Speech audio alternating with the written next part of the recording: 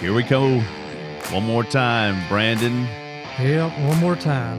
Hanging in the hideout. Hanging in Hollywood. I don't even know what's going on. I'm your host, Hollywood, and we are here with Brandon. Been part 3, I guess you could say, of our discussion of your life. We've made it this far. We have. Sasquatches and all. All and everything. A little bit of everything. And now we're going to take a little detour from the professional life of Brandon, and we're going to cross into his more personal life. But first, got to open it up with the icebreaker question. Do I need to do the wheel again? Spin the wheel and tell me what you get. Wheel. What do we got here?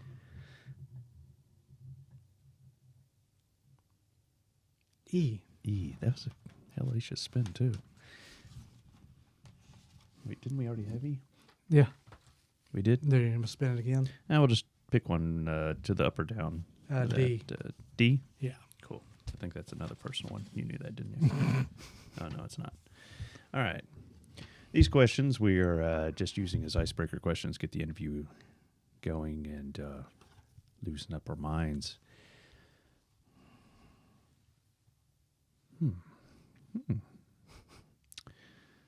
What is your strategy if you were in a room with 100 third graders and you had to win a game of dodgeball? Oh, every man for himself. It's just you and 300, or you and the 100. Let's start throwing.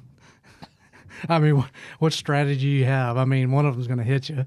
I mean, I'd take out as many as I could. Yeah, just line them up and start where it ricochets in between them. Just start throwing. At 100, that's a lot. That's a lot. Crowd. Yeah. Could you imagine 100 balls heading your direction?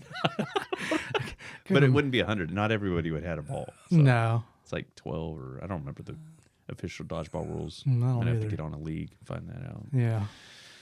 It's So getting serious. It's on ESPN now. Is it really? Yes, they've got dodgeball. Oh, if I had known this, it'd be hockey and dodgeball. Have you seen some of the things they do now? No. They do dodgeball. They do soccer where they have 2 games going on simultaneously, and you're trying to score on the other people's goal. It's crazy. On the same field? Yeah.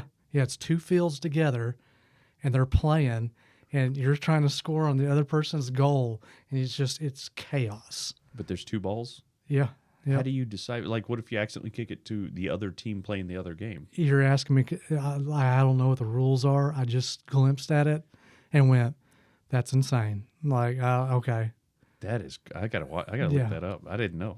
Yeah, they got all sorts of things. What were we watching one night? I'm like, are you serious? It was golf, but with a, they were using a ball. Forgot what it was. It's just some crazy game. Like, I didn't even know it existed. Yeah, I don't know. The old sports have gotten old. So. Yeah. Or, I guess I just said that. But would you rather always be wearing roller skates or never be able to use your thumbs again? Man, roller skates. You need your thumbs. Yeah, I was about to say, I see you rolling roller skates. Yeah, I'll do some 80s. Oh man, I used to go to roller rink all the time. Really? Yeah, when I was young. Skating backwards. Oh yeah. You were that guy that slow skate. Yeah. Yeah. Speed skate. Yeah. Yeah. Do the limbo. Yeah. Yeah. Do it now. Oh shit. Yeah. Break something now. Have the doctor on a speed dial. Yeah. I went to the roller skating rink. Yeah. Did the old limbo. Yeah. No limbo here anymore. Yeah. I'd just run into the pole, standing straight up. Yeah. That's as low as I can go. Oh yeah. Skating rink when I was young. Oh yeah. Yeah. Went to it all the time. That was the place to be. Yeah. We got a couple of guys that used to be the DJ at a roller skating rink. Oh, were they? Uh-huh. Okay. D-Ray and Steely. Oh. They used to. Why does that not surprise me one bit? It shouldn't. Why does that not shock me at all? They used to be the shiz knit. Oh yeah, I imagine DJ. Oh man, that's where I always like when you roll by. You're like, hey DJ, yeah, you know? Yeah, play this music for us. Yeah, it's time to slow skate. Yeah. Grab your partner. Yeah, it's time for the dice game. Yeah, the dice game. Yeah, you know what I'm talking about. Yeah. Oh yeah. The dice game, and then the beach volleyball game. Yeah. Yeah. And then if you had speed skating races. Yeah. Limbo. things like that. And everybody had to skate one direction. I used to be that kid that tried to go Do the because other. it was so crowded, Yeah. go the opposite direction. Yeah. And I always plow into someone. But You're. I'd be that guy that Why yelled does at. that not surprise me? You were that kid. Oh, yeah. What's the strangest thing you've seen someone do in public? Take a shit. Yeah. Yeah. Like on the side of a building or? No, right in the middle of the road, down in downtown Dallas. Yeah, we had that situation yesterday. Like, really? Well, he just crapped on himself Yeah. No, he, talking to us. He's like, some drunk guy just ripped his pants down, took a big dump right there in the parking lot. nice. Nasty. Well, you got to go. You got to go. I guess so. Some people, they can't control it. Yeah. Better out than in your pants. Go do that behind a bush or something. I don't want to see it. Oh, man. So what song like pumps you up? Get you going for the day, or maybe not just for the day. Mine, and just for example, mine's Dolly Parton, 9 to 5. That just is my, like when that song plays, it doesn't matter if I slept 2 hours. I'm flipping out of bed with a bit of ambition. My goodness. I got several songs that Rage Against the Machine, like working out. I mean, you talking about get you pumped. Fort Myers. I forgot what the name of the song is. It's a really good song. Get you going. Fort Myers, is that guy that was in Yellowstone?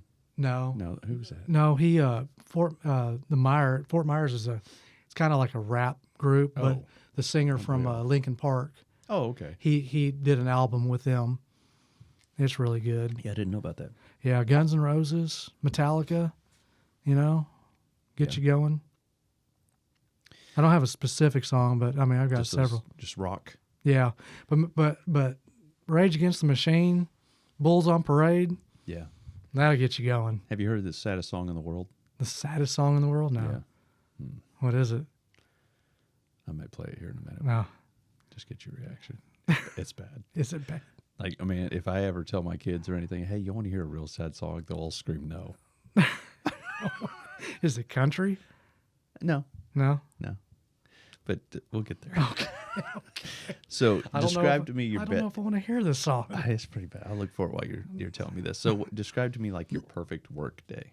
My perfect Yeah, work like day? from sun up to sundown, and you lay in bed to go to sleep, and you're like, man, that was a great day at work. Oh, just everything goes smoothly. I mean, just our cases get knocked out and no problems, no mouthing from defendants, and everybody does what they're supposed to do. And at the end of the day, we're like, that was an easy day. That'd probably be about it. I don't have to arrest anybody.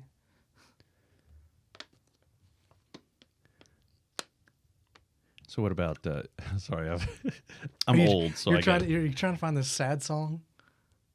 I can't. I mean, I may have to. Is it the guy with the ukulele?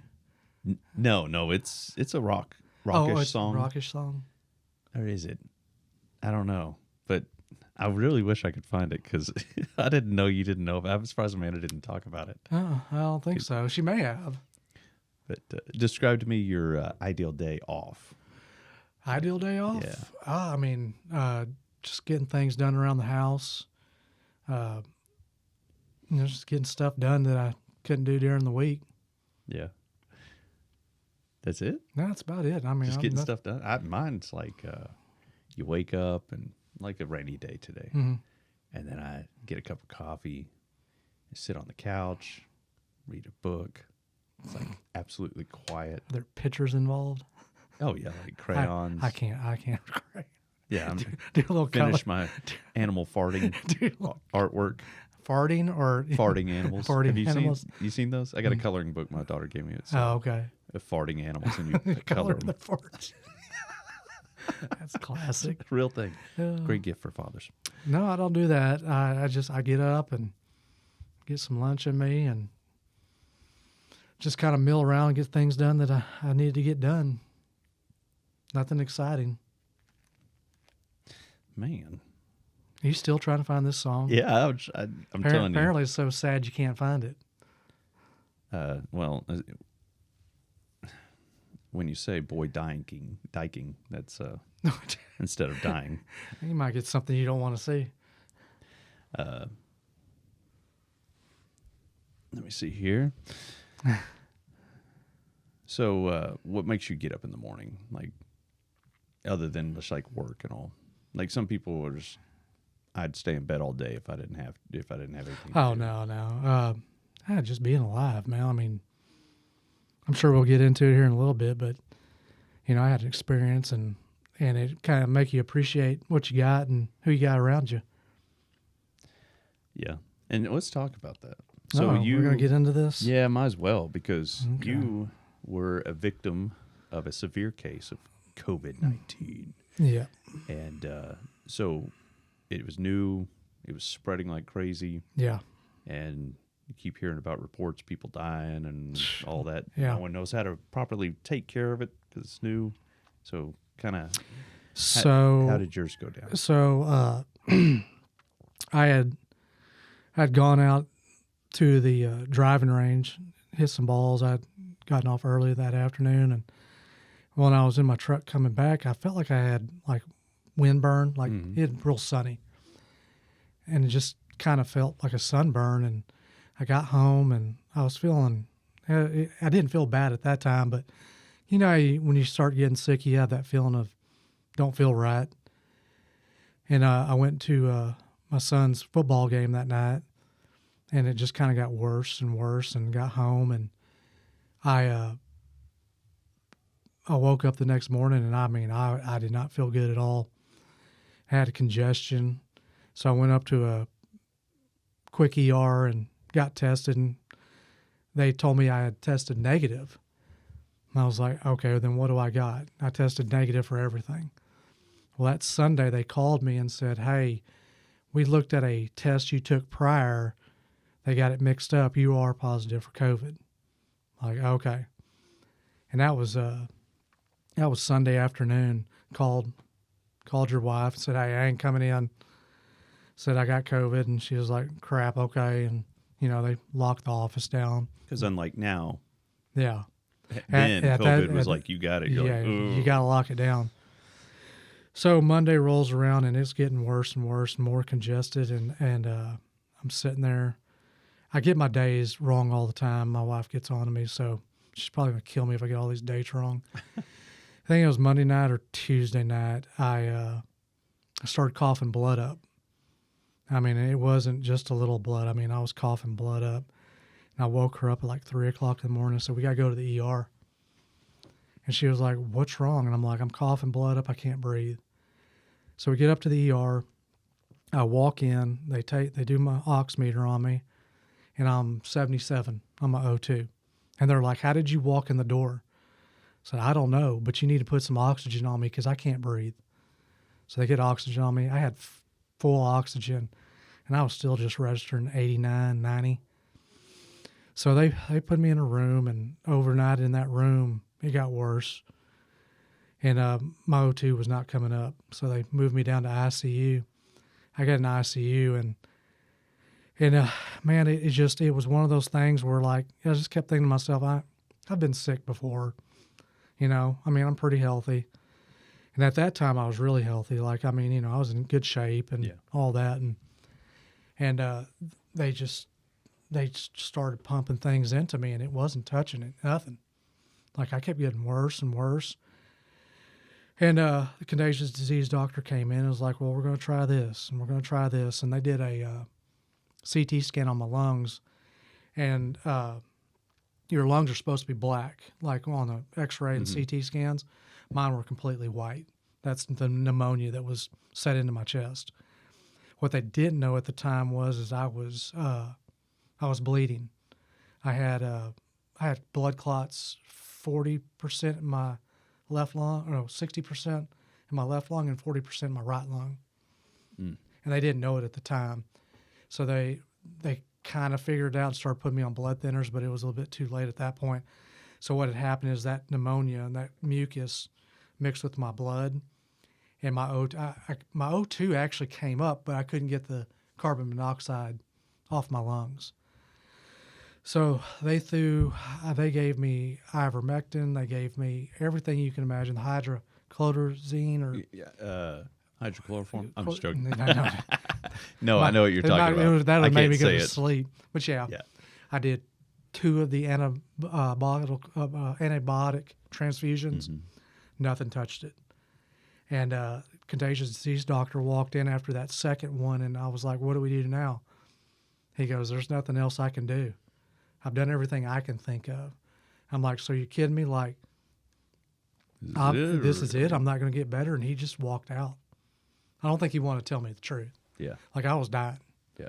Like, this is getting bad. And I was starting to get worried at this point because I couldn't breathe. I mean, it was a struggle to talk, anything. So I was laying in my bed, and I was face down, prone down, and my male nurse walks in and is like, dude, this isn't working. You're dying. You're going to die if we don't do something. And all you'd heard at that point, don't go on the vent. Don't go on because anybody that went on the vent died. But then I'm sitting there thinking, like, what else do you do? I'm not going to suffocate. I'd rather be on a vent, breathing and be asleep, and I go. But I'm not going to die that way. That's terrible. Like, and there's no way. So thinking about it, and I couldn't contact my wife at that time, and I was like, put me on the vent. He was like, okay. So they put me on the vent.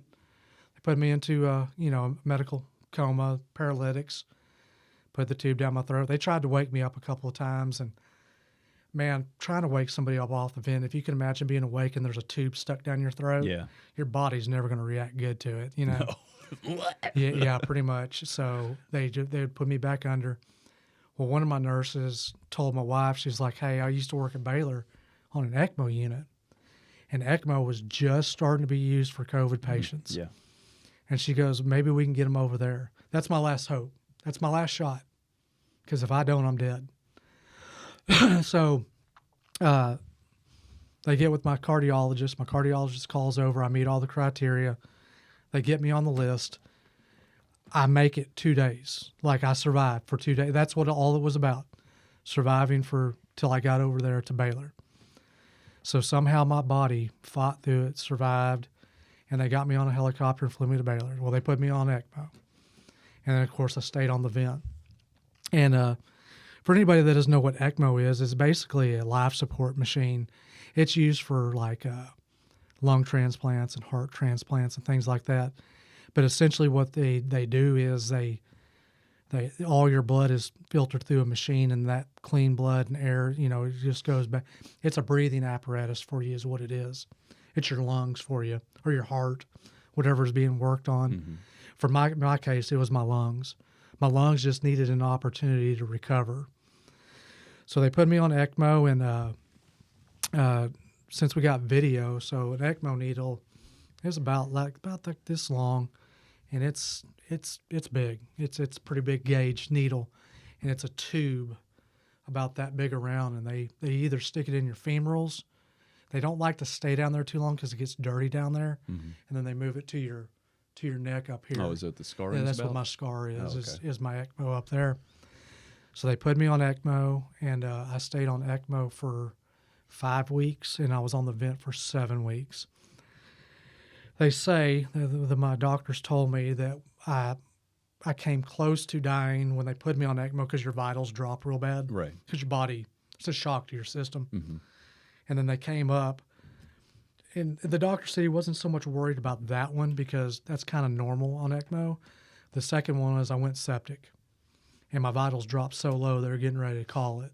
And all of a sudden my vitals popped back, and he was like, dude, and he told me straight up later on, I thought we were going to have to start writing the paperwork up. Like, it wasn't looking good. So I made it through that, got off ECMO, got off the vent, started recovering, and man, it was, I call it the COVID slump. COVID slump? Yeah, so anybody that had COVID really, really bad, it's like all your muscles and everything drop. Oh, yeah, all your I'm trying to, I'm getting animated now. Yeah. So anyways, all your muscles kind of drop and everything, and all of us look like this. Oh, okay. Everybody. The slump. The slump, and I called it the COVID slump. Okay. And we all had that look, like it was just, and we all looked like we just came out of concentration camps. It just ravaged my body. And the crazy part about it is that I'd been over COVID for a while, and my O2 was up, but the carbon, just that pneumonia, and they just didn't know about the clotting that COVID caused in some people. So once they got that under control, but man, let me tell you something. When I was on ECMO and the vent, dude, they checked me for everything. If they could stick it in a hole, they stuck it in a hole. And if they could check it, they were actually trying to find an underlying cause of why what happened to me. They couldn't find anything. They checked me for cancer. They checked me for anything they could check me for, and there was nothing. So I guess what the doctor described to me what happened was, and I guess this happened during the Spanish flu, was young people, your immune system reacts too much, and it overreacts, and it causes it's some kind of cyclone. I don't know I forgot what the medical term is, but your body just overreacts to the virus. And they're thinking that's what happened to me, was my immune system was good. It was too good. And it overreacted, and it just caused a domino effect. Because, man, I got bacterial infections. I got all sorts of stuff while I was under that they were fighting that on top of, my lungs kept collapsing. I had 4 chest tubes on this side over here. Yeah. And got through all of that, man, dude, and I don't know what all drugs they pumped into me. I mean, I could end up with horns later on down the. I mean, they were throwing the kitchen. I remember having a tail. Yeah, they were throwing the kitchen sink at me, trying to save my life. They did. I mean, they did it, and unfortunately, I was one of the few that did make it, because a lot of people didn't. Yeah. I mean, it was bad in the beginning, but when Delta ran through our ranks, it was killing a lot of, middle-aged men. Yeah. 39 to 45, it was killing them. I mean, I lost 2 really good friends during the Delta episode, and it was like they were sitting where I was sitting, and man, you talk about a kick in the nuts. That was like you're looking at yourself going, how the hell did I make it? Like, I'm lucky, man. Yeah. Because when they told me what the global percentage was for people on the vent, it was only like 12% survived, like globally. It was crazy. Because while you were being ventilated, isn't it? Didn't you blow some holes in your lungs? Well, that was just between the pneumonia, the clotting, and the ventilator. It happens all the time. Yeah, they said it dries it out, and then yeah. And it just the expanding and breathing, because it's on a rhythm. Yeah. And man, if your lungs are just weak or tore up with pneumonia, and it did, it blew me out up here, and then 3 down on my side. Yeah, I remember it being several holes. Yeah. It was. I had 4 chest tubes in at one time or another. Yeah. So they get me through that, and I get off. I have always been this way. Like, if I'm sick, if you give me a window or a door where I can just get a little bit better, I recover pretty quickly. Yeah. And that's all I needed, was just a door, just to get my foot in there. So because my body knew what to do, it just needed a little help to get where I needed to get. So they finally got everything under control, and I survived ECMO, and I survived the vent, and they got me off all that. And I once I started getting tubes out of me, I got the ECMO off of me, I got off the vent. They gave me a speaking valve, and I could talk, because I couldn't verbally communicate, because you can't talk with a vent in your throat. Mm-hmm. That was terrible, because I wanted to talk to people, but I got frustrated because I don't know sign language, and I couldn't. I was so just drawn up, because I've been bedridden for 3 months. Yeah. So I couldn't use my fingers at first. So when they took me off of ECMO, this is pretty crazy. So when they took me off of ECMO, they had to change, my ECMO machine broke, and they had to change a part, and it happens all the time. Oh, okay. But they have to take you off the ECMO to do it. And I woke up, which I'm supposed to.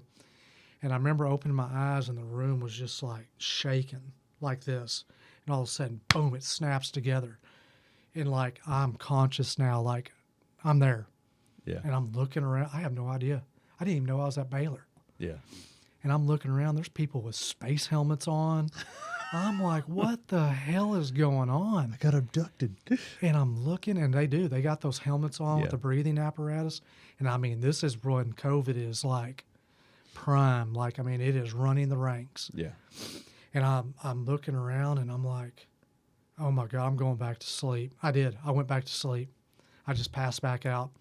And I woke back up about 3 o'clock that morning because once they fixed the machine, all my numbers came back down. Like everything started. Right. They were getting ready to take me off until that machine broke, and I went 100% on it again. They thought I was having an episode, but I wasn't. It was the machine. Oh. Okay. So once they fixed the machine, everything came back down. So they were starting to wake me up off ECMO slowly. Well, I woke up that morning at 3 o'clock, and my hand was on me like this. And I'm looking around, and I look down at my hand, and I'm like, my God, did I have a stroke? You know, like, what is going on? So I kind of moved my toes. I moved my fingers. I did this with my, barely, like I was weak. Yeah. And I'm looking down at my hand. I could move my fingers like this, but my hand was kind of stuck like this. And I'm like, okay, I can move everything else. My face, I don't feel like my face is drooping. So I kind of, over about an hour, I kind of moved my hand up like this, and I started forcing my fingers open like that, and I got them like that. Dude, I'm talking wore me out. I'd fall asleep, wake up, do it again, fall asleep, wake up, and do it again. And I finally got to the point where I got my arm over here, and I straightened my arm out. What had happened is I had all that stuff on there, and they would put it up on my chest. So I kind of got stuck like that, like this. Just over time. Yeah, just man, I straightened that arm out, and I was like, oh, thank God. Like, I can move my fingers. I can move the elbow. I'm like, okay, I'm not jacked up too bad. I'm jacked up, but not too bad. So anyway, so I go through all that, and I get woke up off ECMO, and everything. They still got the ventilator on me, but they start taking things off of me, start upgrading, and eventually I got out of ICU and got put into PCU, which is just primary care unit. And I was going to go through rehab and all that, and doctors came in and told me what happened to me. Like, I had no clue, dude. My time, I'd lost 3 months because I'd been asleep. Yeah. So I was like, I had no clue what happened. And they told me, and it was a shock to the system, like, what the hell? Like, oh my God, like it was that bad. Yeah. And it was that close. I know we got updates on you, and it was like, oh, you just got COVID at first. Yeah. And because I had it as well, I think who hadn't around here, and then it ended up like, oh, he's on a ventilator. And I'm like, what? And then holes are blowing in his lungs. Like, oh, this isn't sounding good. Well, and I'm not I don't like Facebook. To me is just to look at things. We don't really post things here and there, but my wife could pretty much kept it on the down low because it's nobody's business, Right. But she started getting messages from people like, oh, he must have something wrong with him, or, oh, it can't be that bad, and it's like, seriously? Yeah. And it's what she went through. I was asleep. Like, I mean, I slept through the whole thing. The recovery was my toughest part, but what she went through until I got better, oh my God. Like, Yeah. She I was a mess for a little while. I wouldn't wish that on anybody, man, because it was my husband going to die, and nobody knows because everything was so new. It was like, yeah, we don't know. I mean, that's pretty much the answers they gave her. Like, we have no clue if he's going to make it or not. And when Amanda asked for updates and all, that's kind of what she got. Yeah. It was like, yeah, it was like, so you get through all that and get in rehab, and I had one doctor tell me I was never going to walk normal. Yeah, like I had another doctor tell me that I'll never be the same. And I was like, well, you don't know me too well then. yeah. So I got into rehab, and I told my little rehab girl over at Baylor, she walks in, and boy, she is probably tall as memory, but like a damn drill sergeant. And I told her, I said, be as tough on me as you can. Like, I'm going to walk out of this damn building.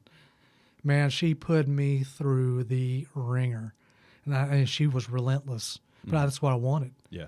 So I walked out, walked out of rehab at Baylor, got back home, and went into outpatient rehab at Halsey, and man, so this was, I guess I got home in the middle of January, and Halsey goes, "Well, what's your goal?" I said, "I'm gonna go back to work April 1st." He laughed. My physical therapist laughed at me. Yeah. Like, dude, if you just, a lot of people didn't see me when I first came home. Mm-hmm. Man, I looked bad, dude. Like, it was tough. It was tough looking at me. Yeah. And he laughed at me, and I said, "No, I'm for real. April 1st, I'm gonna walk back into that courthouse." And we got on it, and I busted my butt. Every day, and I did. I worked hard, and I got back. Yeah. And just a funny side story. So, when I was at rehab at Baylor, I had psychologists and people coming in. They were checking to make sure I didn't have brain damage and stuff like that. And they were going to send me to what they call PATE, which is it's an in-house physical, not PATE. It's over, maybe it is PATE. It's over in McKinney. It's an all-inclusive physical therapy place, but they teach you how to write again, read again. People with severe brain damage. Yeah.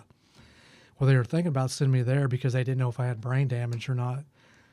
I knew I did, and I knew I was quick off. I was a smart ass again. Yeah. I was quick. I was thinking. I knew I didn't have anything wrong, but they were testing me. And this psychologist comes in, and she gives me this test. And I look at it, and it's one of those typical psychologist tests. If a person's wearing a brown shirt and they get into a gray car, and it's just crazy questions, and I threw it to the side. I didn't even answer it. Well, then I forgot she was coming back to get it. I picked that thing up and totally guessed on the whole thing. Like I did. I just guessed. I just went down and guessed. Memory calls me and goes, "They kicked you out of PATE." I said, "Why?" "Well, apparently you're not brain damaged." Yeah. I said, "What?" And she goes, "Yeah, they said I must have made 100 on that test because." And dude, I guessed. I did it so last second. It was like I was in high school again. Yeah. I guessed all in that thing, man. That's funny. And so they just kicked me out of rehab and sent me out to outpatient. Yeah. And that's where I went on to Halsey and did that. That's great, man. It was like, I'm a genius, and I guessed. I'm so smart. Yeah. I'm getting back into college. I'm a dumbass. I'm a PhD before the end of the week. Oh my God! I was like, I can't believe I passed that thing. But apparently I did because when they got that, they knew I didn't have anything going on up there. So that's funny.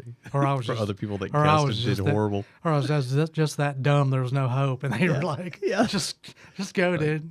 He didn't read these questions. Oh my God! Oh, so the psychiatrist came in, and the psychiatrist has that book, and we've, as law enforcement, we've been asked those questions at one time or another. The 800 questions. Yes, and she started saying those to me. And I looked at her, and she's probably 22 years old. And I said, "Sweetie," I said, "stop. I'm not answering any more of these questions. I've heard these questions 100 times. I'm okay. I promise I have a support system. I'm not thinking about hurting myself. I'm good." And she's like, but I got to read these questions. I was like, "No, you don't. No, you don't. You're good. I'm all right. I got people that love me. I got people that are going to help me get through this. I'm good. Emotionally, as much estrogen as they pumped into me, I cry a lot, but other than that, I'm doing good. Okay, like I got this." Yeah. I made jokes about it because man, I was a crying mess. Like I was bawling all the time because everything just came back all at once, And I was like, I told Memory, I'm like, "They pumped estrogen into me," and she goes, "Sweetie, they did." Because it was part of counteracting whatever, So weird. And I'm like, oh my God. Like, I can tell. I just cry at the drop of a dime. Like, geez. But, I came through that. I have 98% use of my lungs, which is good for everything they went through. Changed my voice a little bit. I had to have surgery on my throat because they found out if the ventilation tube staying too long, it rubs the flap that keeps the air from escaping. It damages that flap. Like there's another officer that went through the exact same thing I did shortly after I went through it. And it damaged his throat. He's had a couple of surgeries on it. And at one time, he still only had like 40-50% use of his lungs. He's up now. Yeah. But it jacked him up pretty good too. Same thing that happened to me. He was on ECMO, the vent. He had nothing wrong with him at all. Yeah. It's amazing how it did hit so many people, healthy people. Yeah. And take them down. Yeah. The first time was more severe than any of the 3 other times I had it. But yeah, the first time was like, is this ever going to leave me? Because it was. Oh yeah, it would hit me. I'd go down, then it'd come up. It was like a roller coaster nonstop. They just don't know the side effects of it. Like, we started hearing kids with myocardio, and they were, there was someone in this area, a younger person. They were running cross country, and they can't run cross country anymore because they ended up with heart problems after having COVID. God. So we don't know the extent of what damage it did and who it did it to, and and then the whole vaccine thing comes in. And in the beginning, I'd be self-admitted, I was a big proponent of it because I almost died from it. Yeah. Vaccine may help it. Now after finding out everything we found out about the vaccine, I'm kind of like, I'm glad I stopped at 3 shots. Yeah. Because I've known people that have gotten all 10 of them. Oh man.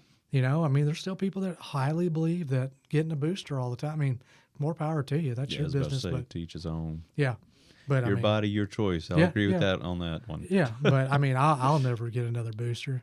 But then, of course, then I started studying and getting reminded that my natural immunity is probably the strongest vaccine that I have, because I've had COVID since then, and I got it and I went, oh boy, I knew the feeling. Yeah.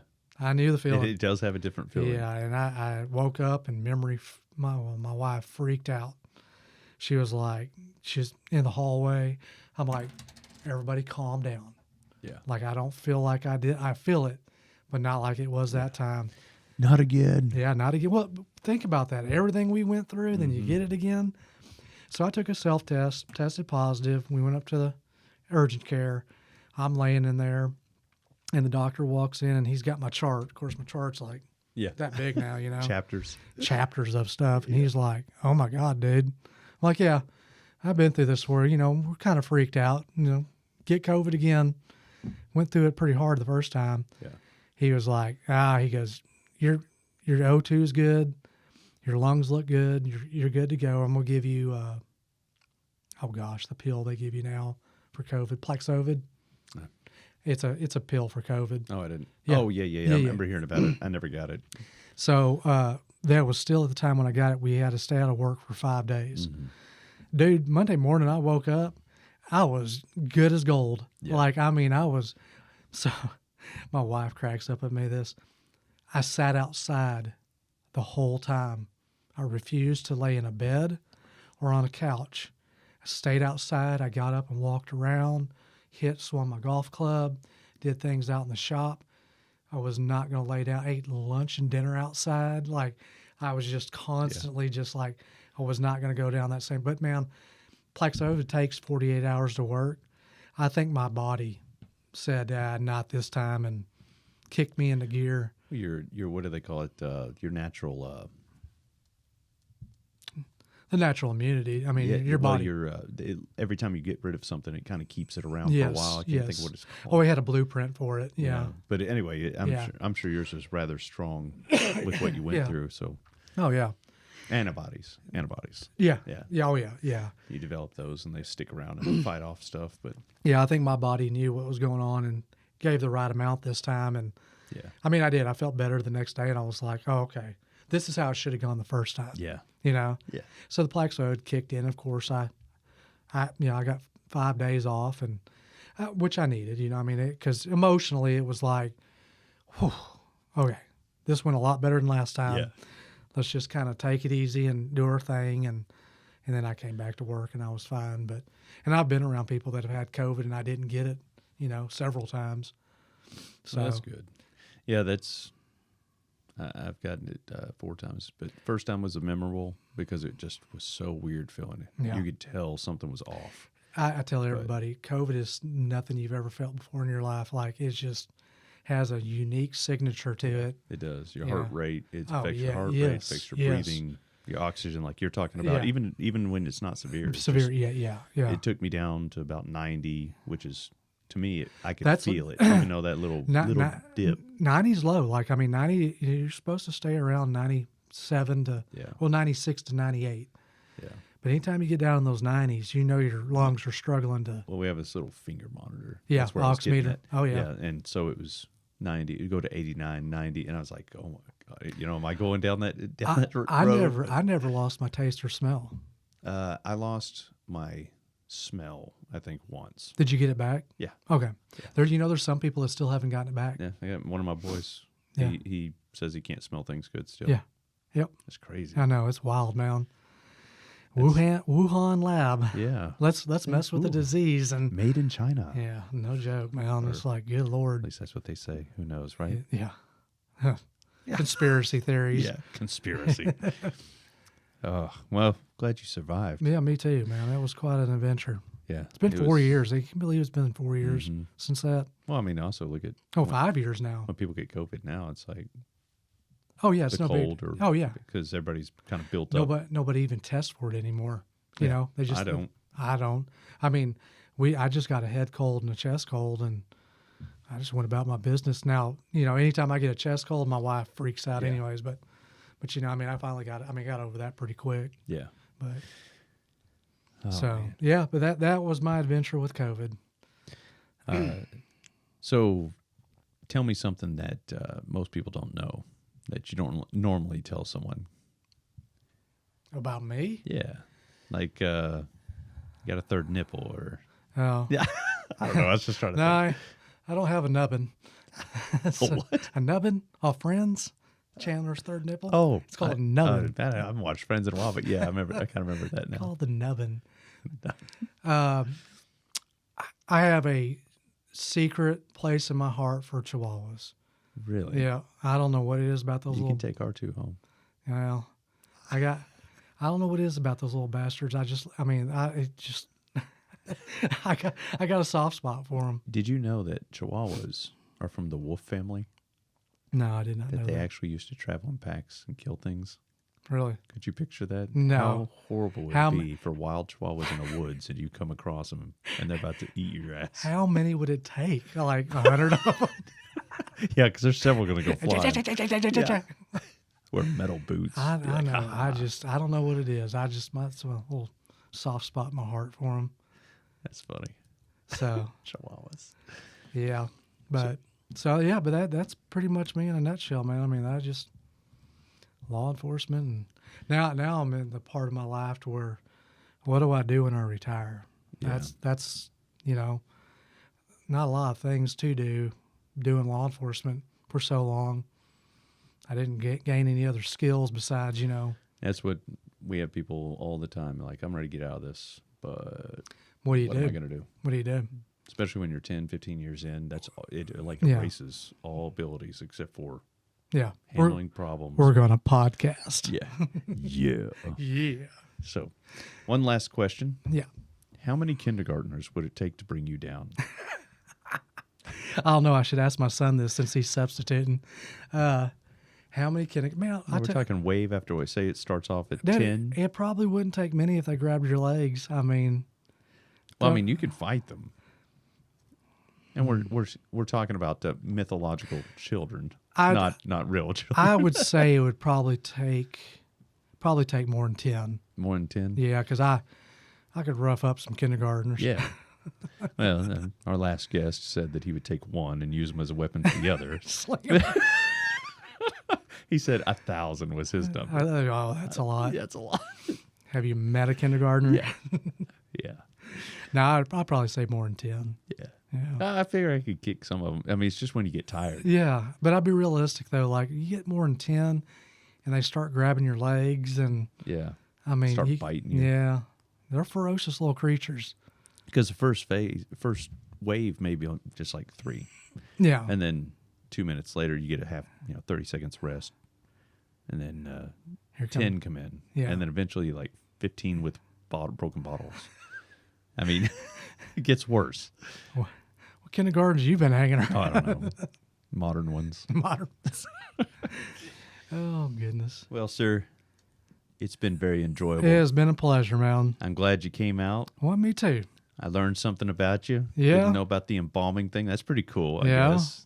I mean, it'd be interesting to see, but yeah, it's different. yeah, we did a search warrant on a funeral home, and they didn't clean up afterwards. I think I know which funeral home that was. Yeah. Thank you all very much for watching. Please clicky. Peace out.